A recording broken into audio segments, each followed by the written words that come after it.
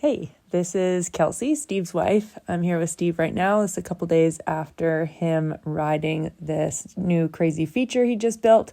We're just going to go over a couple of questions just after the day. So first of all, why?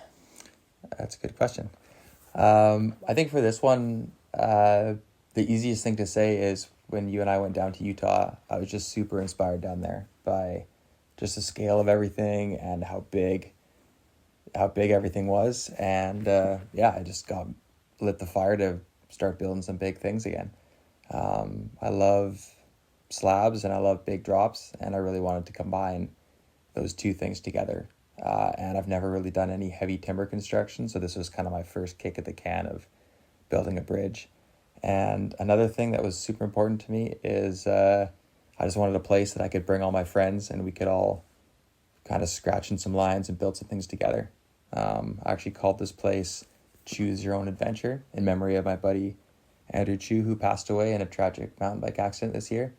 And that's just choose your own adventure. Show up, pick your own line, and progress at your own pace. Find something that works for you. And community was super important to him, and that's the kind of my tilt of the hat to him. Highest respects I can show. Mm-hmm. So how big is the line, and how long did it take you to find, build, and get it all ready? It's massive. Videos obviously never do it justice, but like when you're up there, you feel like you're at least 100 feet off the deck. The drop itself from rock to bridge, we measured at about 30 feet. So if you go deep, obviously it's pretty dang big. I'd say it took me about 2 years in total just searching for spots. Like, I'm super picky. It takes a ton of work to create a line, and if I'm going to build something, I want it to be something I'm super stoked on. And then once I found it, I just checked the dates, and it was about exactly a month, and that was 12 days of building with a bunch of my friends. And that was building the bridge, scraping the moss off the rock, doing some rock work with concrete and epoxy, and moving the run out. So much dirt was moved by my buddies. We camped out there, and that was super awesome. Nice. Was it the biggest feature you've ever built / rode, you think? I've ridden more death exposed things, but like as far as just scale, like definitely that's the biggest thing. Like that drop was so committed and so big, and I was really intimidated by that. But 100%. Mm-hmm. And how confident were you before the ride day?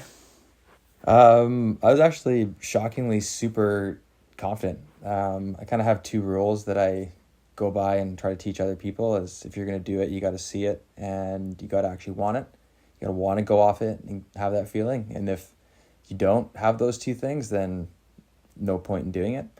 But I pretty much accounted for all the variables on this one. If there's anything I saw that didn't work for me, I'd fix it. I'd tiger torch it and dry it and wire wheel it to make it grippier. Or if there's a compression in the landing, I moved that. And then the day before I went up, and it was just me and the line, and visualized it, saw it, basically wrote it in my head.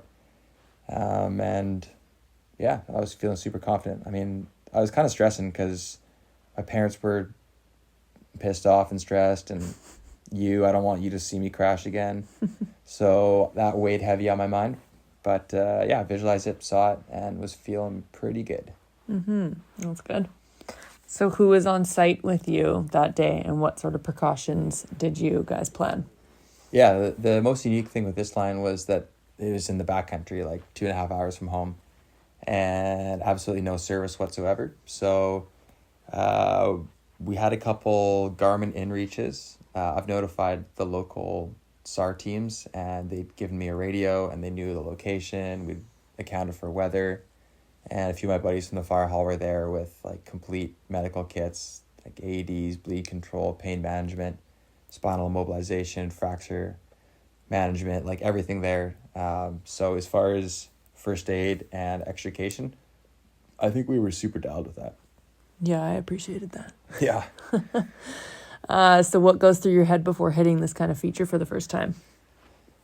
I've been in this headspace quite a lot. So I think for me, like I try to like I said, I visualize it and I see it before the moment of actually dropping in. Like when I'm ready to drop in and when I'm yelling, drop in, my brain is pretty clear.